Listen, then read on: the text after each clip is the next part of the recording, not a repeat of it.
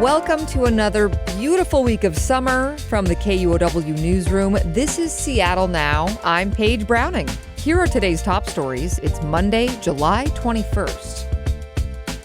Starting with the sudden grounding of all Alaska Airlines flights. Alaska Air officials say they're getting operations back on track today after they ordered a several-hour ground stop last night because of an IT outage. Nearly 200 flights on Alaska and Horizon Air got canceled.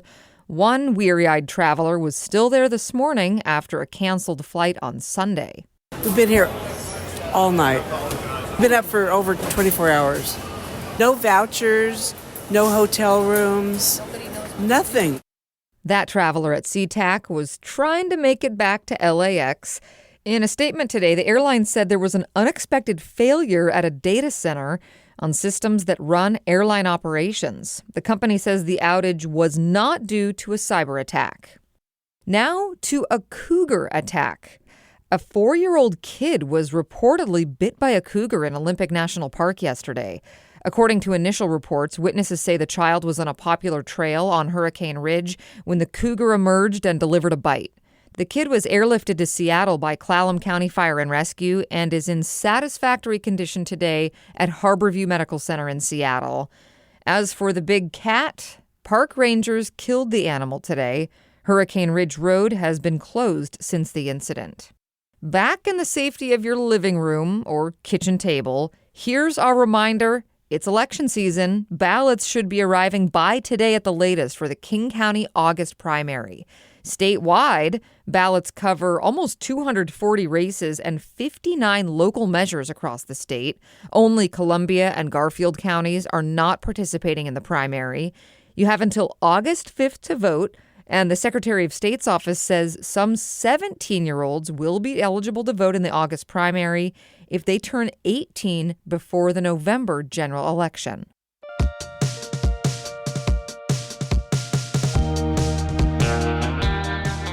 In environment news, officials say the water in Port Angeles is now safe to drink after a fuel tanker crash on Friday. But the cleanup continues at nearby Indian Creek Basin. The city of Port Angeles issued a do-not-drink order to residents for about 9 hours on Sunday. But now, officials say they're finding dead fish and birds covered in oil. We ask the public if they encounter any oiled wildlife to not touch it, to not collect it, but to call the Oil Wildlife Hotline. That's Allison Myers with the Washington Department of Ecology. Early estimates show about 3,000 gallons of gasoline and diesel spilled into the basin. Officials say the spill is a major setback to efforts to restore the habitat and bring salmon back to the Elwha River watershed. There are several big wildfires in Washington we're keeping an eye on right now. The new Bertha fire in the Columbia River Gorge has already burned nearly 11,000 acres. It broke out last Friday near Lyle in south central Washington. Go now evacuation orders are in place, and 14 homes have already been destroyed. Meanwhile, the Pomas fire is still burning near Entiat in Chelan County. There will be a public meeting tonight at 7 for locals there. And the Bear Gulch fire in Olympic National Park is about 19% contained above Lake Cushman. Fire officials say new fires in the area are stressing local resources. Here's some trash news. Garbage and recycling pickup are back today for residential customers in King and Snohomish counties. Republic Services had been on strike as part of a nationwide Teamsters union push for fair labor contracts. Bellevue, Kent, Edmonds, Linwood, and Renton, as well as unincorporated areas of King and Snohomish counties, all saw garbage piling up.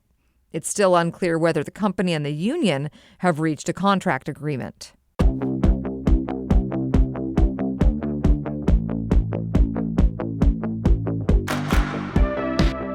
In education today, Seattle Public Schools is facing the loss of federal funding for programs that support homeless students, kids learning English, and students from low-income families.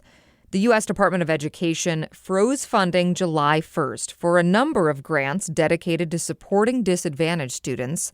Seattle School Board member Eliza Rankin says the grants add up to $4 million this school year. The overall impact to our whole district budget seems really small. but the support and resources that these go to for certain students and student groups does have a big impact.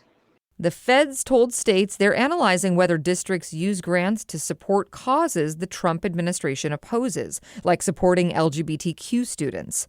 Last week, the department unfroze a separate category of education funding after pressure from some Republican lawmakers. Microsoft says hackers are targeting their SharePoint software, using known vulnerabilities to slip into systems and run malicious code. Microsoft has rolled out some fixes, but the problems have not been fully resolved. Cybersecurity experts estimate that thousands of companies, particularly in the U.S., could be vulnerable to exposure, according to Bloomberg. The impact also stretches across federal agencies and universities. Between that hacking, wildfires, an airline IT outage, and garbage piling up, there's been a lot of strain on our region lately. Well, we'll end with one way people are trying to better our region. That is, by reducing the risk for new fires. Some power utilities are updating their power lines to mitigate the danger where they can. KLCC's Zach Ziegler reports. High winds, down power lines, and dead vegetation have caused a number of wildfires, from the 2018 fire that burned Paradise, California, to Lahaina, Hawaii 2 years ago. But as Lane Electric Cooperative General Manager Scott Coe says, utilities are hoping to minimize such fires with the adoption of automated reclosers. Those are devices that shut off electric lines when something causes them to spark. We have different setting levels, and we have most all of ours on sensitive right now, which means that if anything comes in contact with them, whether it be a tree, a human, a squirrel, they turn off within a fraction of a second. Multiple utilities tell KLCC that reclosers are becoming more common, especially in wildfire-prone areas.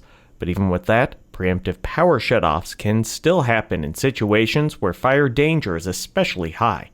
I'm Zach Ziegler reporting. And that's all for today from the KUOW Newsroom in Seattle. Our producer is Brooklyn Jamerson Flowers, and I'm Paige Browning. Seattle Now and KUOW are members of the NPR network. See ya.